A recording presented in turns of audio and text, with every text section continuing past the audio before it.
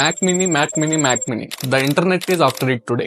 అసలు Mac mini అంటే ఏంటి? మ్యాక్ మినీకి నార్మల్ సిపియూకి మధ్యలో ఉన్న డిఫరెన్స్ ఏంటి? ఈ అన్ని క్వశ్చన్స్ కి నేను ఈ వీడియోలో కంప్లీట్ అండ్ క్లియర్ గా మీకు ఆన్సర్ చెప్పబోతున్నాను. సో మీరు కనుక మన ఛానల్ ఫస్ట్ టైం చూస్తుంటే తప్పకుండా సబ్స్క్రైబ్ చేసుకోండి, బికాస్ ఐ బెట్ ఈ వీడియో తర్వాత మీరు ఎంతో కొంత నాలెడ్జ్ ని ఖచ్చితంగా గెయిన్ చేసుకునే వెళ్తారు. So this is Manoj, you are watching GMR tech arena. Let's get in to the video. Topic లోకి వెళ్లే ముందు నేను మీకు ఒక 2 పిక్చర్స్ ని చూపిస్తాను. ఈ పిక్చర్స్ ని జస్ట్ మైండ్ లో పెట్టుకోండి, ఎందుకు ఏంటనే నేను తర్వాత చెప్తాను. This is fruit box and this is fruit basket. మనం మ్యాక్ మినీ గురించి తెలుసుకునే ముందు ఒక సూపర్ కంప్యూటర్ రన్ అవ్వాలి అంటే ముందు దాంట్లో ఉన్న కాంపోనెంట్స్ ఏంటి, అసలు ఏమేమి కాంపోనెంట్స్ యూస్ చేస్తారనే విషయం ముందు మనకు తెలియాలి. అప్పుడైతేనే మనకు మ్యాక్ మినీ గురించి అర్థమవుతుంది. అయితే కంప్యూటర్ అనగానే మనకు గుర్తొచ్చేది ఏంటి? First monitor, keyboard, mouse and దాని పక్కన ఒక డబ్బా ఉంటుంది.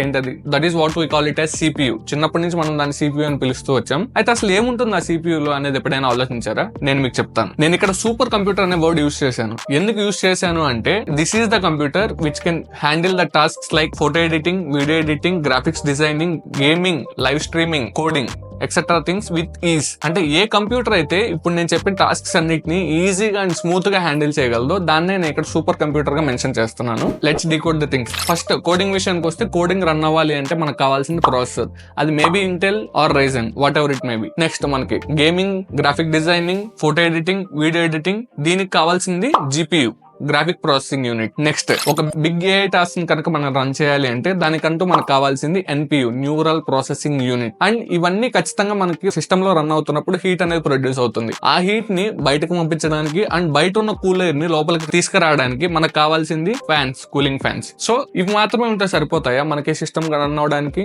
ఆలోచించండి, కింద కామెంట్ చేయండి. Actually only these are not enough, ఇంకా కావాలి. ఏంటవి? ఇవన్నీ చేసే ప్రాసెస్ స్మూత్ గా రన్ అవడానికి ర్యామ్ కావాలి, స్టోరేజ్ కావాలి like SSD or HDD whatever. And అంతేకాకుండా ఎస్పెషల్లీ మదర్ బోర్డ్ కావాలి అండ్ పవర్ యూనిట్ కావాలి. సో ఇప్పుడు వీటన్నిటిని కంబైన్ చేసి ఒక బాక్స్ లో కనుక సెటప్ చేస్తే that is what we're calling as CPU. నా పాయింట్ ఆఫ్ వ్యూ లో దీనికి ఇంకో పేరు కూడా పెట్టొచ్చు నన్ను అడిగితే, system of chips.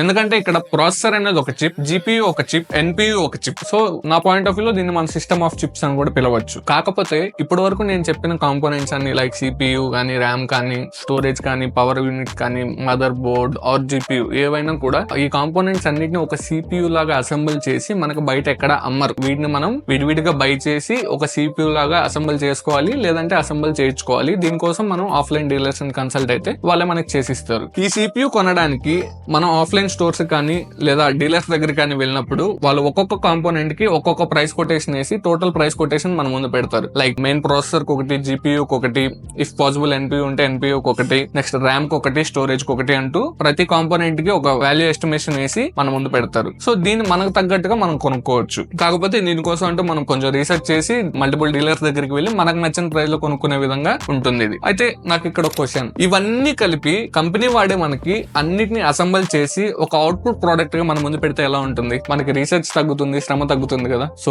That is what the Mac mini is about. Mac mini అంటే నథింగ్ బట్ వాడి ఇప్పుడు నేను చెప్పిన కాంపోనెంట్స్ అన్నిటిని ఇన్సర్ట్ చేసి ఒక CPU రూపంలో మన ముందు పెడతారు. That is what we're calling as Mac mini. Like ఇందాక చెప్పాను కదా, fruit box and fruit basket. This fruit box is similar to Mac mini and the fruit basket is similar to CPU. ఎలానో చెప్తా చూడండి. ఈ ఫ్రూట్ బాక్స్ లో different types of fruits ఉంటాయి. Like వాడే కొని వాడే క్లీన్ చేసి పీసెస్ గా కట్ చేసి ఆ బాక్స్ లో పెట్టి మనకి ఇస్తాడు. మనం దాన్ని తీసుకొని just we need to consume it, ఇంకేం చేయాల్సిన అవసరం లేదు. అదే ఫ్రూట్ బాస్కెట్ కనుక తీసుకుంటే మనం మనకు నచ్చిన క్వాంటిటీ ఆఫ్ ఫ్రూట్స్ ని ఒక చోట దొరకపోతే ఇంకో చోట అంటూ మల్టిపుల్ ప్లేసెస్ దగ్గర తిరిగి కొనుక్కొని వాటిని మనం క్లీన్ చేసి కట్ చేసుకొని తినాలి. ఇది one of the main differences between Mac mini and CPU. Why the internet is behind Mac mini అంటే దీనికి మనం మొత్తం 3 రీజన్స్ చెప్పొచ్చు. ఫస్ట్ వన్ వచ్చేసి ఇది మనకి లేటెస్ట్ M4 చిప్ సెట్ తో వస్తుంది. అండ్ ఈ M4 చిప్ సెట్ అనేది ఇంటెల్ కోర్ అల్ట్రా 7 ప్రాసెసర్ ని both Cinebench and Geekbench cores లో డామినేట్ చేసింది. Both single and multi score లో ఇదే డామినెన్స్ గా ఉంది. అండ్ నెక్స్ట్ వన్ వచ్చేసి it's company Mac mini is the product of Apple. So మనకు తెలిసిందే కదా, Apple has been the trend setter. అది ఏది ఫాలో అయితే ఆల్మోస్ట్ రిమైనింగ్ కంపెనీస్ కూడా అవే ఫాలో అవడానికి ట్రై చేస్తాయి. అండ్ యాపిల్ అంటే చాలు ఇంటర్నెట్ అలా వర్క్ లేస్తుంది. నెక్స్ట్ థర్డ్ వన్ వచ్చేసి ప్రైజింగ్.